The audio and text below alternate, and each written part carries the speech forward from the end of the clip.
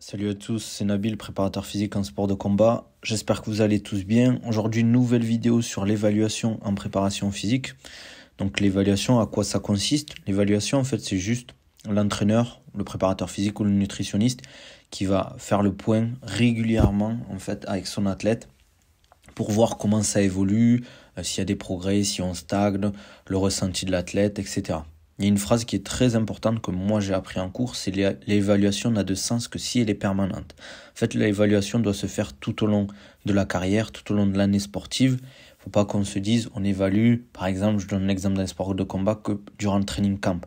On doit la faire régulièrement et doit être cohérente. Donc, ce qu'on peut faire, c'est par exemple, dès le début, qu'on prend en charge un athlète, un combattant, on fait le point. Quels sont les besoins? Quels sont les objectifs? Quels sont les objectifs de carrière? Avec toutes ces petites infos, c'est là qu'on va mettre en place, par exemple, une programmation, un suivi, un coaching, et qu'on va pouvoir avoir quelque chose de cohérent par rapport aux besoins et aux objectifs. Et durant toute cette programmation, on va essayer de faire le point, de récupérer à chaque fois des infos, des datas. Donc ça, c'est important aussi, les datas, en plus, c'est assez récent.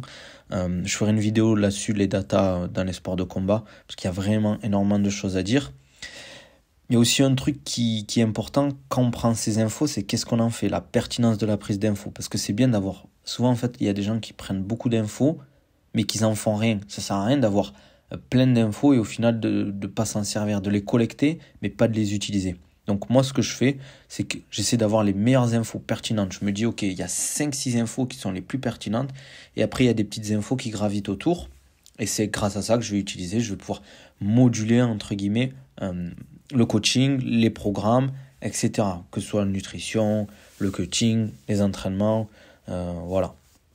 Donc il y a aussi l'expérience autour de ça, parce qu'on va faire des erreurs dans le suivi, dans cette évaluation, et c'est via en fait ces erreurs qu'on va progresser, parce que on le connaît tous, c'est en se trompant qu'on fait mieux la prochaine fois, la fois d'après, en général, c'est en faisant ces erreurs qu'on se dit la fois d'après, si ça arrive, eh ben on va pouvoir réagir et ajuster et moduler la chose. Donc l'expérience, ça aussi, ça va énormément vous aider. Donc en étant débutant, c'est pas grave d'en faire, faut essayer d'en limiter le plus possible, faut pas que ça vous affecte à vous, mais il faut que ça vous permette de progresser. Et aussi dans cette évaluation, ce qui va être le plus important, c'est pas forcément les datas, tout ça, tout ce que vous allez prendre, mais plutôt le ressenti de l'athlète. Par exemple, séance de coaching, j'arrive, j'ai un athlète, il y a plusieurs façons, on va dire, d'évaluer son état de forme. Il y a les tests de grippe, il y a souvent des petits questionnaires wellness, on appelle ça, ou d'autres choses qu'on peut mettre en place. Mais pour moi, le plus important, c'est de voir avec l'athlète pendant qu'il s'échauffe, pendant qu'il arrive, ouais, comment tu vas, comment tu te sens. Aujourd'hui, entre 0 et 10, tu mettrais ton état de forme à combien? Et en fonction de l'expérience qu'on a avec l'athlète et du coaching, par exemple, moi je sais qu'il y a des athlètes, ils vont pas dire qu'ils sont fatigués. Donc par exemple, s'il me dit 8, mais peut-être qu'il est à 6,5. Parce que je sais qu'en fait, c'est des mecs qui vont pas dire, qu'ils osent pas dire qu'ils sont fatigués parce qu'ils ont de l'ego ou quoi que ce soit, ils veulent s'entraîner dur parce que c'est comme ça. Donc c'est pour ça qu'il faut bien connaître son athlète, et avec l'expérience, on peut ajuster toutes ces séances, etc. Parce que si l'athlète nous dit qu'il est fatigué et qu'on garde par exemple la même séance à l'identique, ben c'est comme ça qu'on peut arriver à la blessure ou qu'il peut être encore plus fatigué. Le but de la préparation physique, par exemple, c'est de pas de fatiguer l'athlète, c'est de nourrir l'athlète. On crée entre guillemets de la fatigue pour créer des adaptations, mais il ne faut pas que cette fatigue soit délétère. Ça, c'est super important. Donc, que ce soit dans l'entraînement, la nutrition, le coaching, la récupération, même dans d'autres choses de la vie de tous les jours, il faut évaluer régulièrement. Moi, à chaque fois que j'ai des coachings, par exemple, où on a une fight week, moi, je prends des données, je prends des infos, que ce soit sur le poids, l'état de forme, la nutrition, les entraînements. Je prends des photos aussi pour voir l'athlète, entre guillemets, les différences. Et c'est pour ça qu'à chaque fois, je peux me dire, ok, bon là, la dernière fois, on a fait ça, j'essaie de faire encore mieux la prochaine fois. Et aussi, je peux réagir plus facilement. Ah, ok, on a déjà eu ça, parce que j'ai pris des données, parce que j'ai pris des infos. Mais si je prends jamais d'infos, au final, si ça revient, ben, je ne pourrai pas vraiment réagir. J'aurai que l'expérience personnelle qui me permettra de réagir.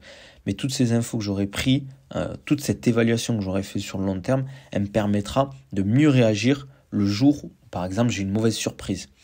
Ça, c'est vraiment important. Et aussi, l'évaluation, vous pouvez la faire de vous-même. Vous pouvez, par exemple, prendre des notes lors de vos entraînements. Ça, c'est important. vous vous entraînez. Par exemple, je vous donne un exemple tout bête, hein, mais par exemple, je sais pas, sur un squat ou un développé couché, eh bien, vous faites des séries, vous faites votre entraînement. Et si vous ne prenez pas de notes, vous ne prenez pas votre charge de récupération, vous ne prenez pas, votre charge. Par exemple, si vous êtes à 100 kg aussi. Bon, vous le savez parce que c'est la barre des 100 kg, mais par exemple, vous êtes à 80 kg. Mais vous prenez jamais ces infos-là. Mais peut-être que vous n'allez pas progresser parce qu'à chaque fois que vous allez refaire cette séance, vous ne savez pas exactement à combien vous étiez.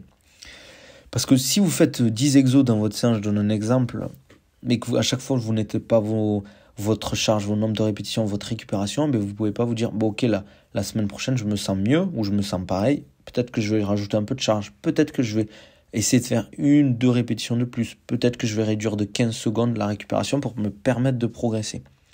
Donc ça, vous pouvez le faire de vous-même. À chaque fois que vous entraînez, par exemple, vous allez faire votre footing, vous allez faire 1 heure de footing, je sais pas, en 1 heure, vous faites, je donne un exemple, 10 km, mais vous dites, ok, la prochaine fois, j'essaie de le faire en 55 minutes. C'est comme ça, en prenant de ces petites données, que vous allez progresser. Un peu une sorte de carnet d'entraînement. Ça vous permet d'évoluer sur le long terme. Parce que si vous n'avez pas d'évaluation permanente, ça ne vous permet pas d'évoluer. Vous ne pouvez pas faire le point. Par exemple, moi, chaque début de séance, et pendant les séances, je fais le point avec l'athlète ou avec moi, je vois où on en est, et je prends des notes. Par exemple, la personne, elle a fait, je sais pas, tant de temps à la bike ou sur un type d'exercice, elle a fait 7 perfs là, je le note, et je me dis, ok, mais la semaine prochaine, la personne, elle se sent mieux, mais peut-être qu'on va essayer de faire mieux cette fois-ci. Et c'est comme ça qu'on peut créer de la progression. Donc l'évaluation, c'est ultra important. C'est quelque chose qui est des fois délaissé. Je trouve ça dommage pour moi en tant que coach de le délaisser parce que ça permet de faire évoluer son athlète et de nous faire évoluer nous. Parce que déjà, ça nous rend rigoureux, ça nous rend consciencieux, ça nous permet d'évoluer dans notre coaching et de faire évoluer son athlète. Voilà. En tout cas, si vous avez envie d'être suivi, par exemple, par un préparateur physique ou un coach sportif, pour avoir un professionnel qui vous accompagne, n'hésitez pas à me contacter. J'ai aussi fait un suivi fighter pour le MMA, le grappling et la boxe. Donc pour les petits budgets, il n'y a pas de souci si vous voulez en faire partie. Sinon, si vous voulez plus du personnalisé, que ce soit programme ou suivi personnalisé, n'hésitez pas à me contacter. Voilà. Si ce type de vidéo vous plaît, n'hésitez pas à vous abonner. Franchement, ça m'aide beaucoup pour le référencement, à partager, à liker, à lâcher un petit commentaire. Ça fait toujours plaisir. Et n'hésitez pas, en tout cas, si vous avez des thèmes de vidéos, vous le mettez en commentaire et je ferai ça pour la prochaine fois. Allez, je vous dis à la prochaine. Ciao.